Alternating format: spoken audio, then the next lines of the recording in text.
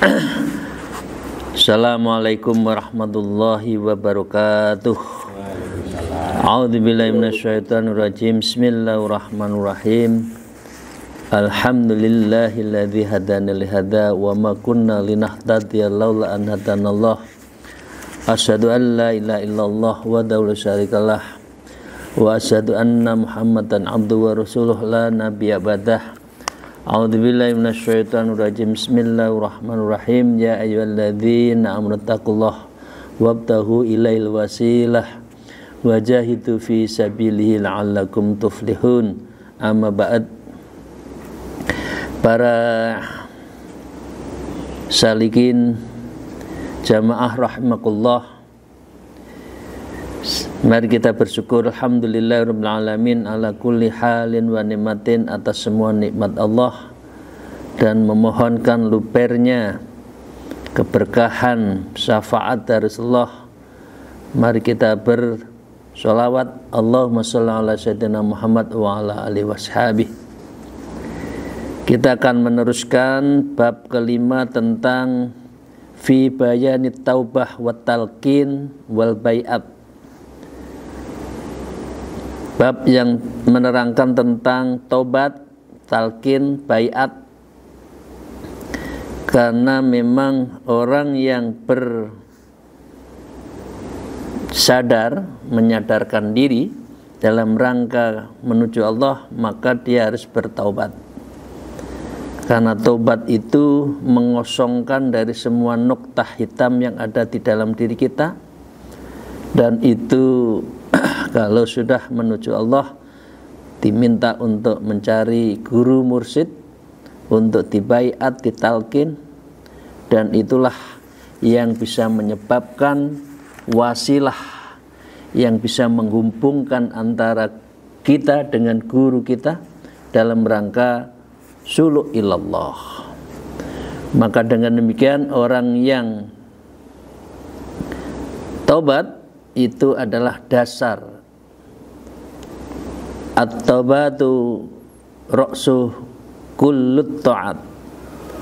Karena taubat ini adalah dasar setiap perbuatan taat. Jadi kalau orang tidak ada taubatnya, maka ketaatannya juga akan terganggu dan dia tidak akan sungguh-sungguh di dalam taat pada Allah Subhanahu wa taala. Karena itu taat mempengaruhi, taubat mempengaruhi apa yang akan kita lakukan selanjutnya, apakah kita akan lebih baik atau kembali tidak baik. Karena itu kami melanjutkan wa qala al-mu'allif fi hadzal kitab wa nabima bi ulumiyya fid darain amin ya rabbal alamin. A'udzubillahi minasyaitonir rajim. Bismillahirrahmanirrahim. Fa mithalu man yatubu an mujarrabidz dzunubidz dzahirah kama yaqta khasisar zar'i min far'ih. Perumpamaan orang-orang yang tobat secara lahiriah saja itu ibarat memotong rumput sampai tidak di akarnya, jadi tidak dicabut akarnya. Walastaghil biqalbihi min usulihi, maka tidak ada mau mencabut akarnya tadi, maka pasti tumbuh lagi, bahkan lebih lebat lagi daripada asalnya. Awalnya menyalai satu hitam, maka yang kedua bisa dua hitam. Kalau sudah hitam hatinya, maka dia tidak akan merasa hitam lagi. Ya, itu. Fayam butuh thanian la mahalah, maka taubat yang kedua, sanian la mahalatan, maka dengan demikian tidak akan ada apa? Tidak tumbuh lagi. Bal aktsaru mimma yang butuh awalan, maka bahkan dia tidak ada lagi yang lahir di awal lagi itu sudah kosong sekali. Wa mithalu taubatu fudhuni wal akhlaq wa dzamimah, maka dengan demikian orang yang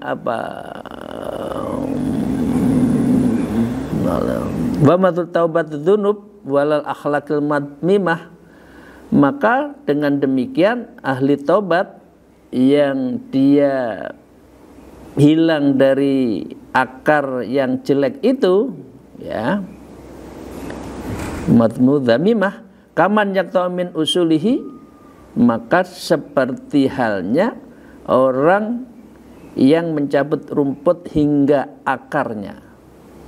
Jadi kalau orang taubatnya itu betulan, itu akarnya harus dicabut. Fala jaruma anala yambutu batu ila nadiron, ya, maka dipastikan ia tidak akan tumbuh lagi darinya lagi kecuali yang sedikit. Mengapa? Karena manusia masih ada makhluk khata' wan nisyan.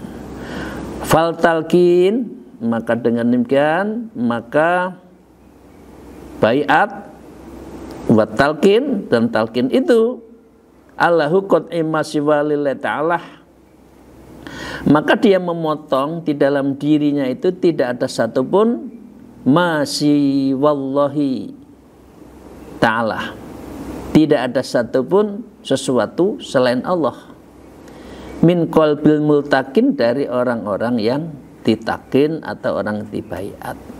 Jadi kalau orang sudah masuk thariqah itu tertujunya hanya Allah. Kalau kita bekerja untuk lillah, bekerja untuk ibadah. Kita melakukan sesuatu nyari maisahnya itu untuk Allah. Dan semua itu ditujukan tiada lain adalah untuk ibadah.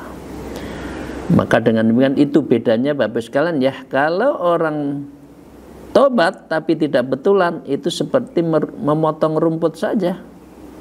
Dia saat tertentu tumbuh lagi. Ya, guyonnya itu tomat, habis tobat kumat. Ya. Istilahnya apa lagi apa? Kapok tapi kapok lombok.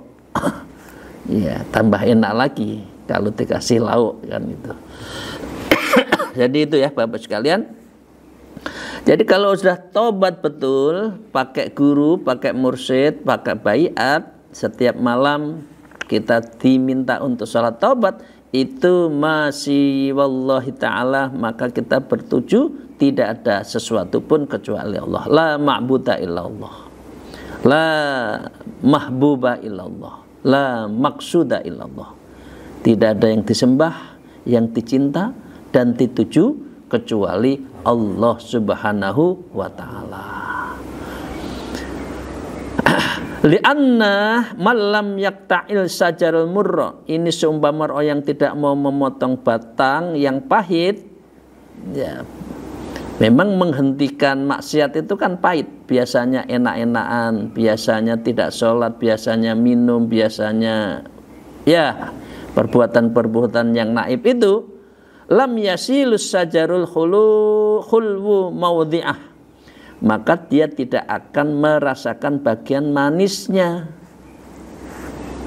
Jadi memang menghentikan perbuatan yang jelek itu pahit, tapi akhirnya kita akan memetik manisnya. Manisnya kita bertaubat.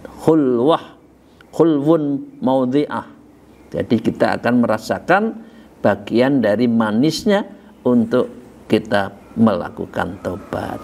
Fatabiru ya ulil absar, maka dia tidak akan merasakan itu semua kepada siapa? Orang-orang yang ulil absar, yang mempunyai mata hati. Karena itu hatinya harus dijernihkan. Hatinya dilakukan apa? Tasfiyatul qalbi, membeningkan mata hati. Kalau sudah hatinya bersih, maka dia akan mencerminkan, merefleksikan terhadap perilakunya. La'allakum tuflihun, maka adalah ditujukan kepada engkau agar beruntung. Jadi dengan demikian itu yang saya sampaikan tadi di dalam ayatnya. Ayatnya tadi wabtaghu ilaihil wasilah, carilah olehmu wasilah, guru, mursyid, thariqah, ya. Wajah itu kamu harus sungguh-sungguh, itu semua. Ilahi sabili, jalan menuju Allah, la'alakum tuflihun, agar kita itu menjadi orang yang beruntung. Jadi kalau orang tidak bertaubat, tidak berthariqah, ya untung mungkin tidak banyak. Tapi kalau orang thariqah memang selalu dijanjikan untuk beruntung, karena kita apa? Karena kita sudah memilih jalan menuju Allah. Kama qala ta'ala, seperti yang difirmankan oleh Allah Subhanahu wa taala, a'udzubillahi minasyaitonir rajim, wa walladzi yaqbalut taubata an ibadihi wa ya'fu 'anis sayyi'at, dan dialah yang menerima tobat dari hamba-hambanya dan memaafkan dari semua kesalahan. Karena itu tadi yang saya katakan, at-taubah ra'su kullit ta'at. Orang kalau taubat itu dasarnya dari orang bertaat. Jadi kalau tidak pernah taubat, maka taatnya itu gokek. Kadang-kala baik, kadang-kala tidak, kadang-kala rajin, kadang-kala males. Karena apa? Hatinya belum bersih sehingga tidak bisa ditanami dengan tanaman taat, ibadah yang baik. Wa kama qala Allah Ta'ala, dan juga Allah berfirman, a'udzubillahi minasyaitonir rajim, man taba wa amana wa amlan sholihan fa ulaika yubaddilullah sayyi'atihim hasanat. Kecuali orang bertobat, beriman dan beramal soleh, maka kesalahan mereka diganti oleh apa? Oleh apa? Oleh sayyi'atihim hasanat wa yubaddilullah sayyi'atihim hasanat, maka amalnya itu diganti dengan amal yang baik. Jadi kalau tidak tobat sulit untuk berbuat baik. Itu nanti tomat, habis tobat kumat itu. Di tanah suci tobat, tapi nyampe rumah kumat. Nah, banyak kan seperti itu. Seakan-akan di tanah suci membersihkan jiwanya, membersihkan hartanya, nyampe rumah korupsi lagi. Itulah. Karena apa? Karena dia tidak pakai guru, tidak melalui thariqah, sehingga tidak bisa membersihkan yang seakar, mencabut sampai yang seakar-akarnya. Maka dengan demikian Bapak Ibu sekalian, para sahabat, para murid dan jamaah rahimahullah, fattaubatu ala nau'aini, maka tobat itu dibagi dari dua. Ada dua. Ya, taubatul am wa taubatul khos. Taubat secara umum dan taubat secara khos, khusus. Mahwa fataubatul am ayyarji'a minal maksiati ila ta'at. Orang yang taubat secara umum adalah orang ayyarji, orang yang kembali minal maksiat, dari maksiat, ila ta'at, kepada ketaatan pada Allah. Ya pasti dah. Masa tobat tidak ingin taat, ya. Wa minadz-dzamimah ilal hamidah, dan bertobat dari sifat yang tercela kembali kepada sifat yang terpuji. Jadi hal-hal yang dulu jelek dihilangkan, tidak diulangi. Kapok, nadam, bakok, nangis, menyesal, itu harus dilakukan.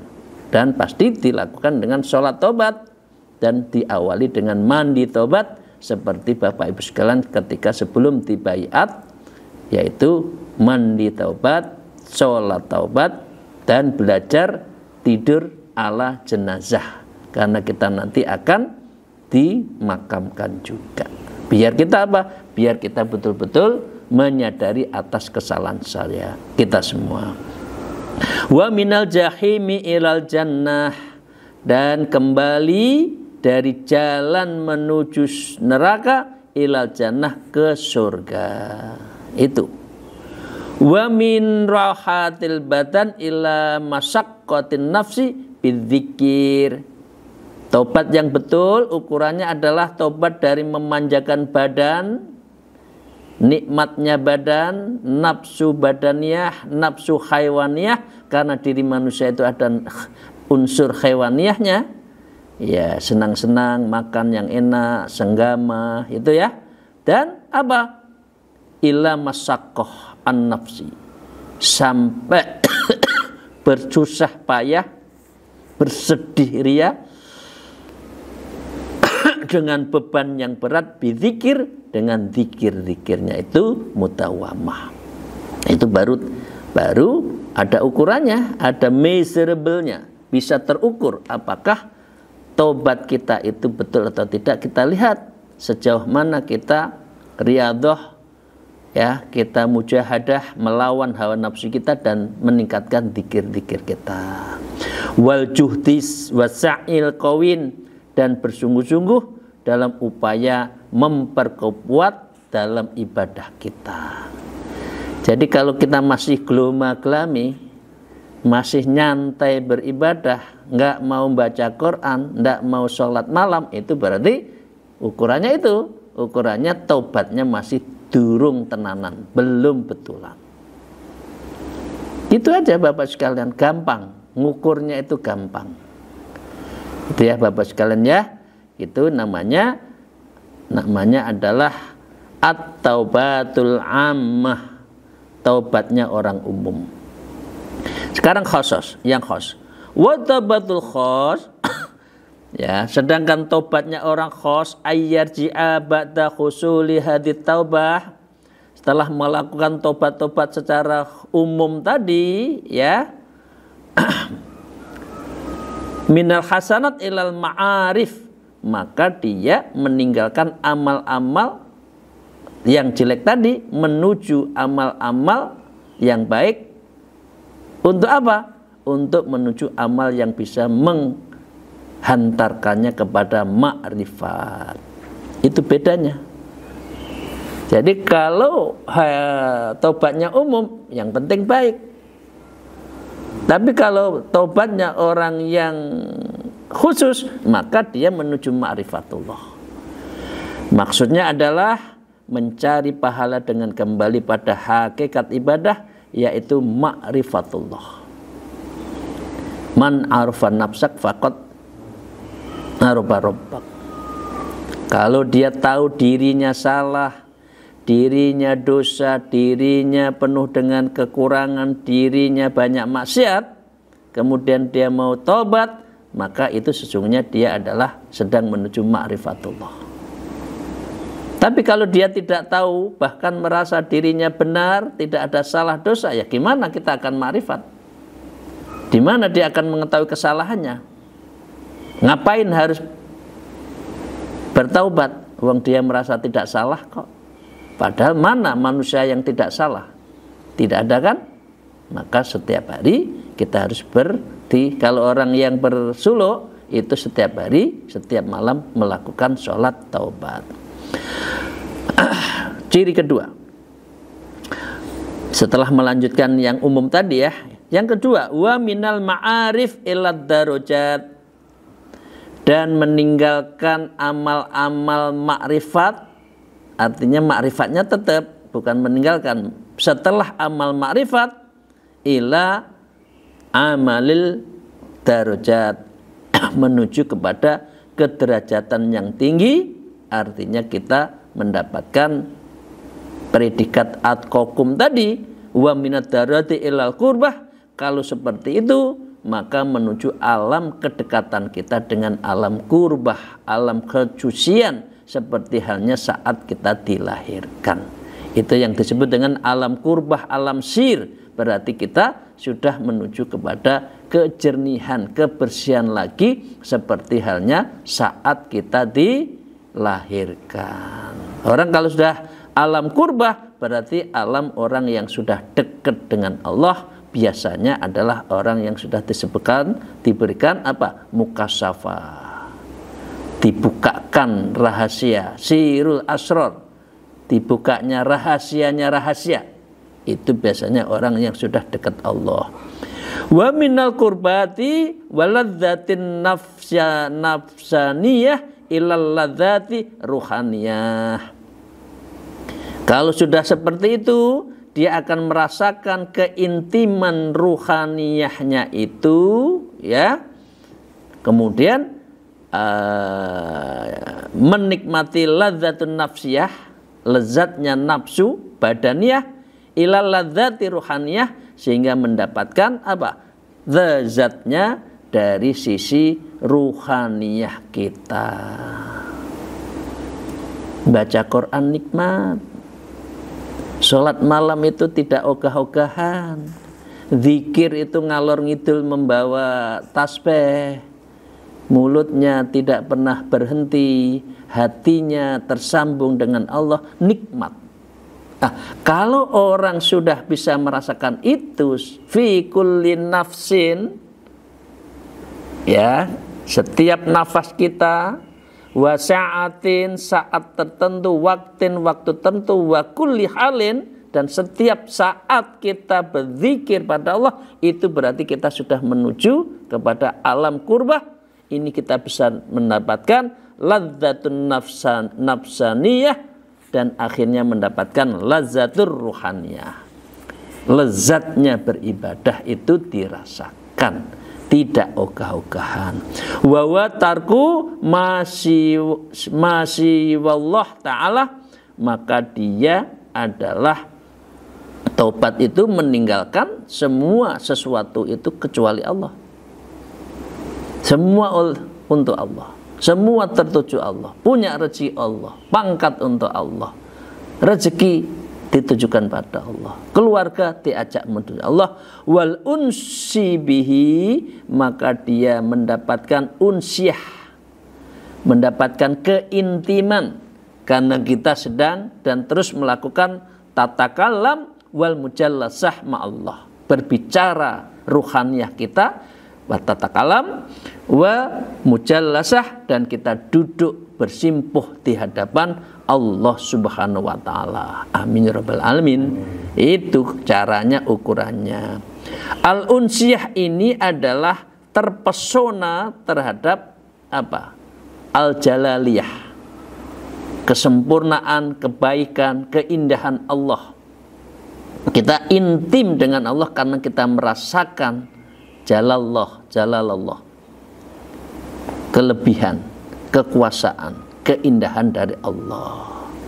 Wan nadharu ila bi'ainil yakin, maka dengan demikian Anda sudah memandang Allah itu dengan ainul yakin, ainul basyirah, dan itu semua dilakukan dengan mata hati, bukan mata telanjang. Karena kita sudah merasakan dekatnya, koribnya, karena kita sudah memasuki alam kurbah, alam yang mendekatkan diri pada Allah.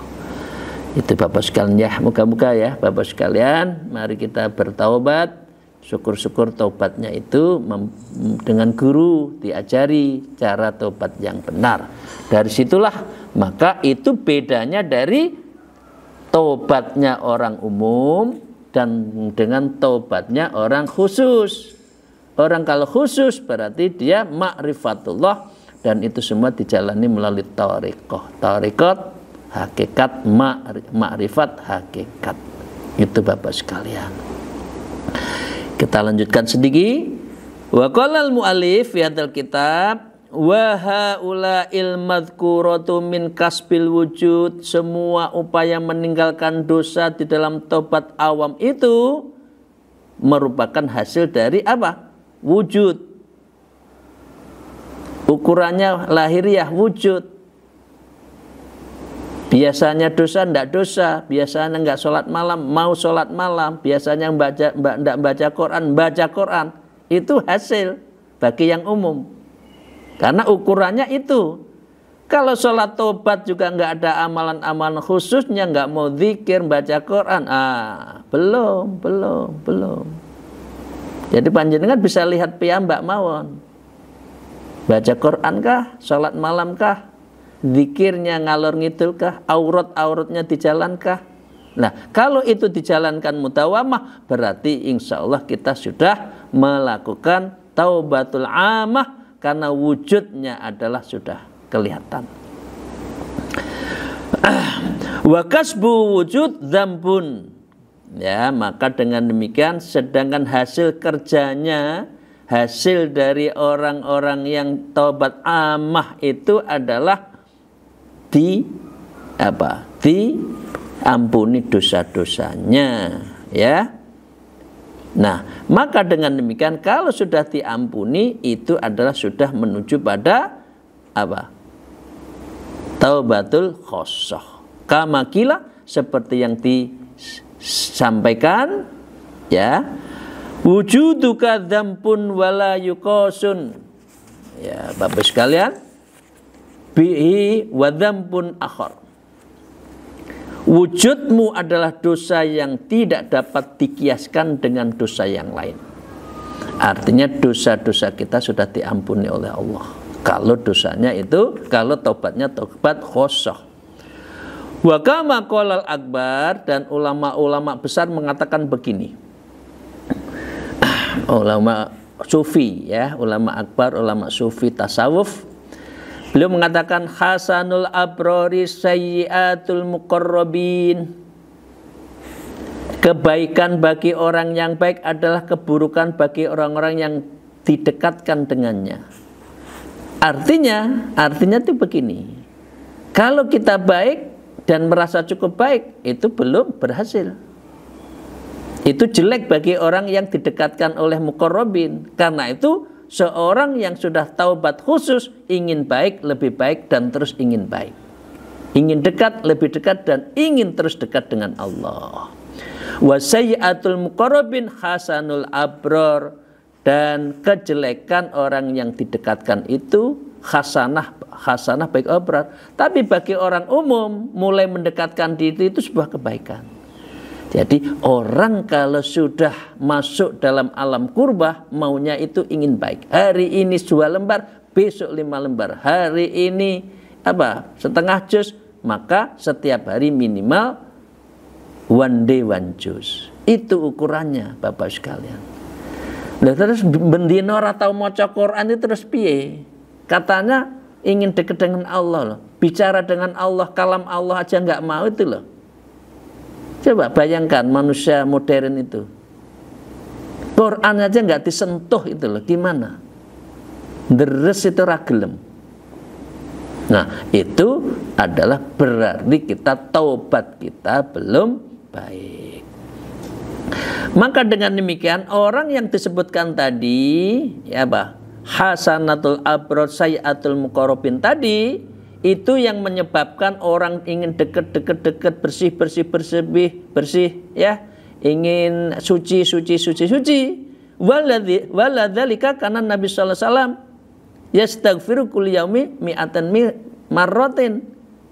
Itu diumpamakan, dicontohkan oleh Rasulullah sendiri, setiap hari yastaghfiru, membaca istighfar kulla yaumin berapa? Mi'atah amarratin, 100 istighfarnya itu 100 kali sehari. Beliau maksum, beliau dihilangkan dari dosa. Panjenengan habis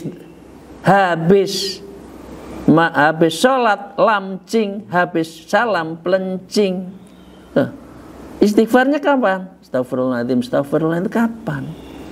Rasulullah yang nggak punya dosa aja itu ingin ingin ke alam kurba, itu saja 100 kali.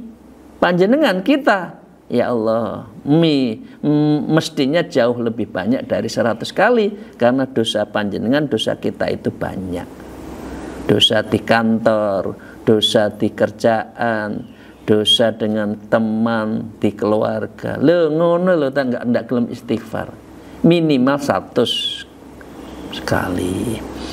Kama qala ta'ala, seperti yang disampaikan difirmankan oleh Allah, wastaghfir lidzambika, maka mohonlah ampun engkau Muhammad atas dosamu, di surat Muhammad ayat 19.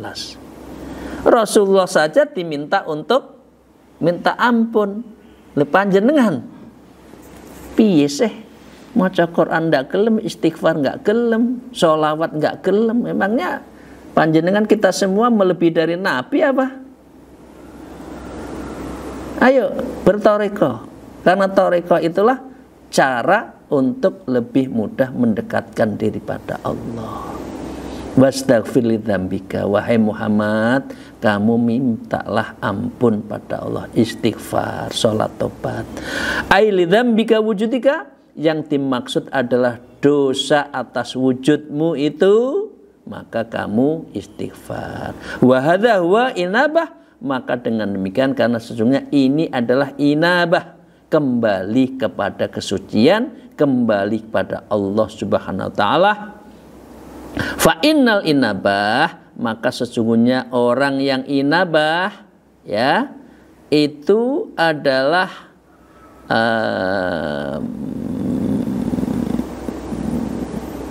rujuk ila kulli ma siwa ilail, rujuk an kulli ma siwa Allahi ilahi, siwallahi ilahi. Berarti kita akan kembali, tidak ada satupun kecuali Allah. Berarti kita fana. Tidak ada satupun yang kita tuju kecuali Allah. Yang kita sembah, kita cintai kecuali Allah. Bukan harta kita, bukan jabatan kita yang kita bangga-banggakan itu, bukan. Bukan kepuasan, capaian kita sudah jadi ini, bukan. Tapi ketika kita menempatkan tidak ada satupun kecuali Allah, itu baru namanya inabah, kita kembali pada Allah. Waddukhulu fis sulamil qurbati fil akhirah, dan kita menaiki tangga, berarti tangga sulamil qurbah, alam kedekatan kita dengan akhirat, berarti tujuannya akhirat. Wan nadhru ila wajhillah ta'ala, dan di akhirat nanti kita adalah nadhru, melihat, berjumpa, illa wajilah, kepada wajhun, kepada zat, kepada wajah, kepada hakikat Allah Ta'ala. Ini yang didoa. Inilah doa-doanya bagi orang yang berthariqah. Wa yadkhulul jannah bi ghairi hisab ma'a Rasulillah sallam wa fil jannati bi ru'yati rabbil alamin. Dan nanti di akhirat kita berjumpa Allah. Saya ulang lagi ya perumpamaannya. Orang kalau tidak dekat dengan Allah, orang yang tidak berthariqah, mlebu surga, mlebu. Pokoknya mangkan akhiru kalamu la ilaha illallah dakhul jannah. Tapi itu seperti hanya panjenengan ada resepsi nikahan, makan enak di surga, makan enak di resepsi, tapi nggak ketemu dengan tuan rumahnya. Tapi kalau orang yang berthariqah, makrifat, insya Allah hakikat, itu mlebu surga dan ditemuin oleh Allah, dan kita ketemu Allah, berjumpa pada Allah. Itu bedanya orang yang berthariqah dan tidak berthariqah. Bapak-Ibu sekalian yang saya hormati, saya pikir itu ya, ini sebetulnya bagus sekali apa yang disampaikan Rasulullah dan Umar bin Khattab di dalam kalam-kalam berikutnya. Tapi ini kita teruskan Ahad depan ya, pekan depan.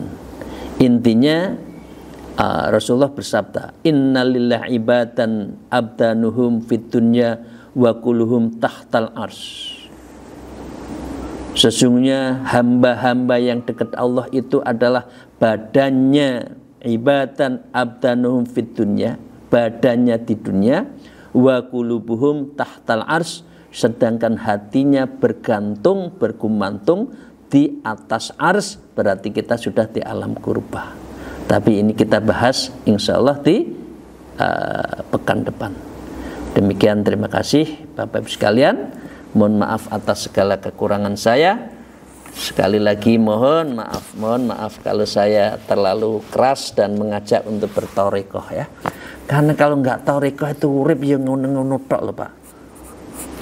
Apa? Bapak itu apa? Kita itu apa? Makan sak puluhan, rong puluhan, setengah piring itu seneng. Mau punya apa lagi? Mobil punya, rumah punya. Ibadah itu nggak gelem itu lo gimana sih? Diajak lo tunjukkan ini lo menuju Allah, ini lo torikohnya, nggak gelem. Keseng cem dunia lagi. Apa? Indahnya alam, indahnya dunia itu mata hurur, sendaguro, sesaat. Makan 5 menit, habis di tenggorokan sudah nggak enak lagi. Banyak punya mobil baru bangga hanya 2 hari aja, lebihnya sudah nggak bangga lagi. Baju baru sekali pakai sudah nggak bangga. Ngono loh ya digondeli. Gitu itu loh kok yang dicari-cari. Cari itu Allah, cari itu akhirat, cari itu ridho Allah, cari itu kimya usaadah sejati-jatinya dari kita beribadah. Itu namanya sejatinya bahagia. Demikian, terima kasih. Mohon maaf atas segala kekurangan saya. Ya Allah, moga-moga apa yang saya katakan ini memang kebenaran dari Allah, dan apapun yang kesalahan sesungguhnya itu adalah kesalahan dari saya sendiri.